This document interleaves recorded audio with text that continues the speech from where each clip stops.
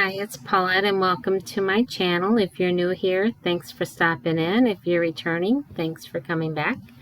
So today I wanted to talk about how life is really a journey and how you can learn to obtain happiness on that journey.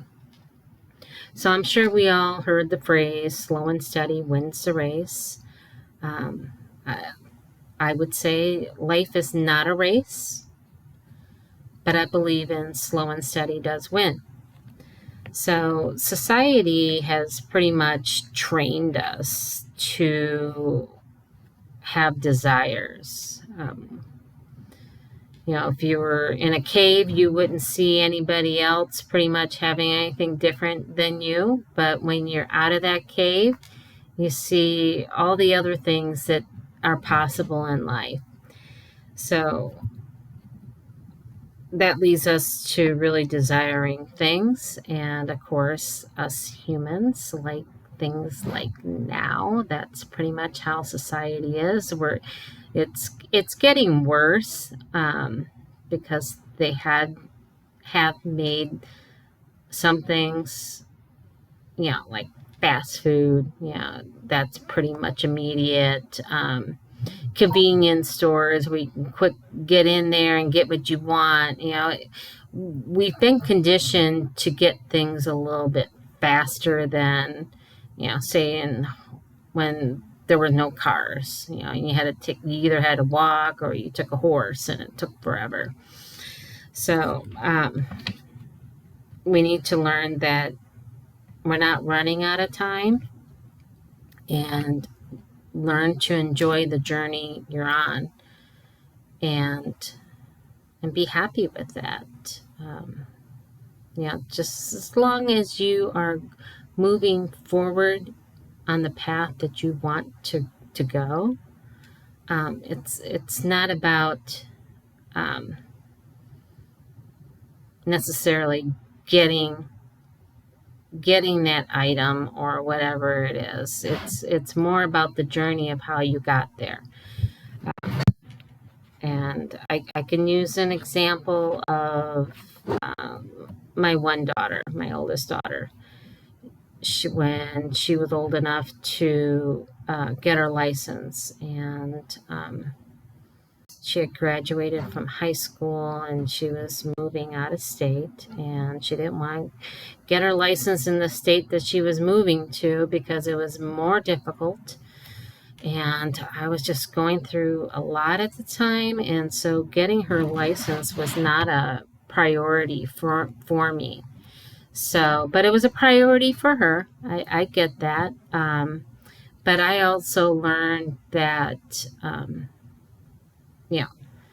when you get it was not important. It was just you receiving it and you getting it is the important part.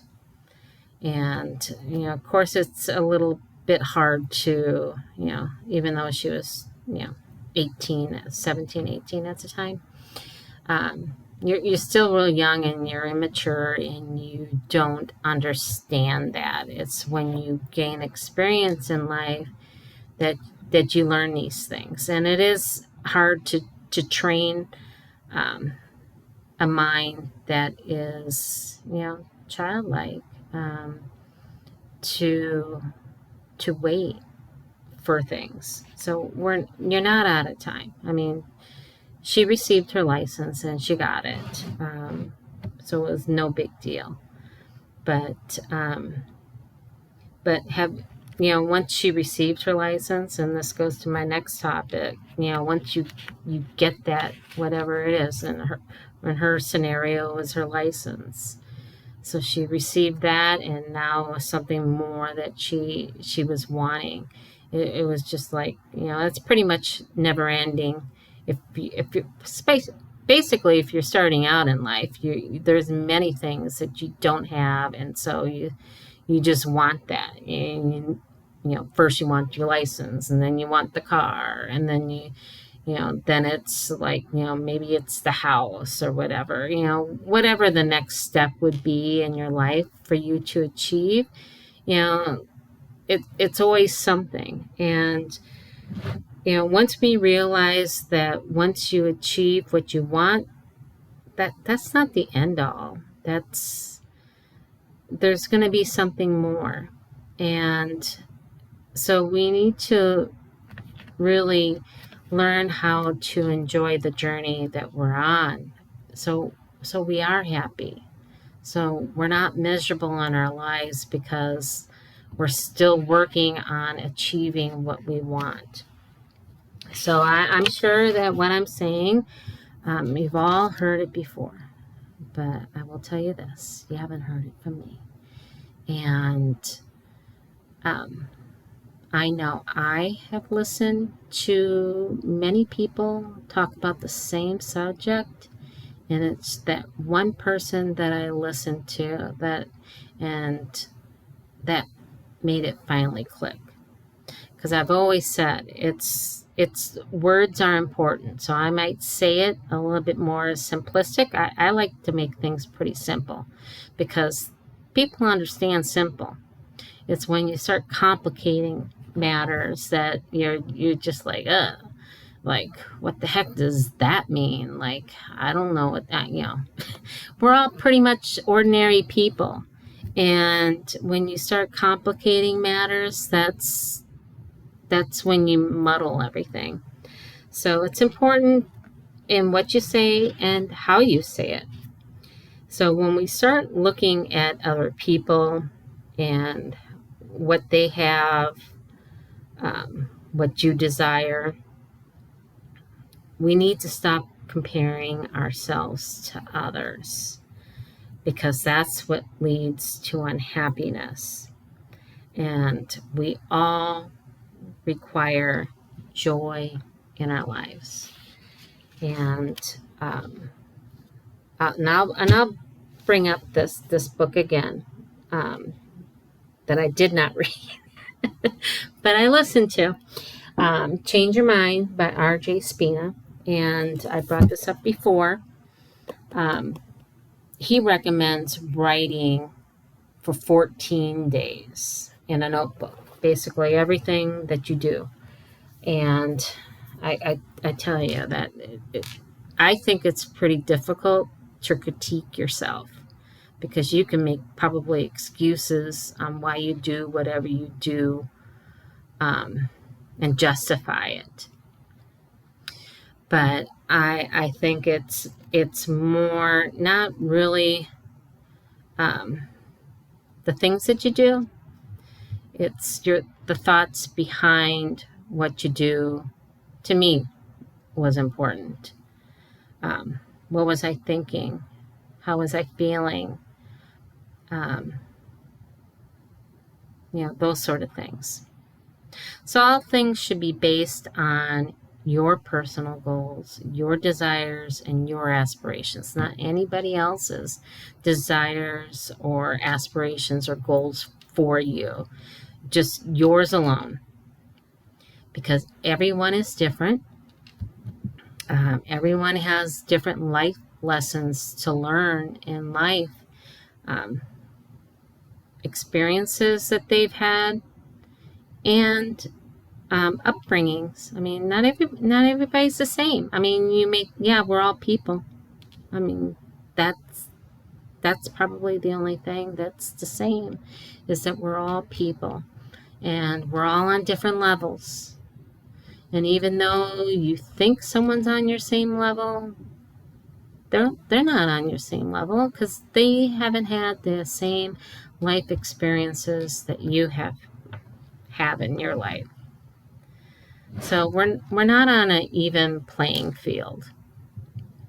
And we're definitely not on the same level. So and we need to learn not to take things at face value. And this is pretty much what social media,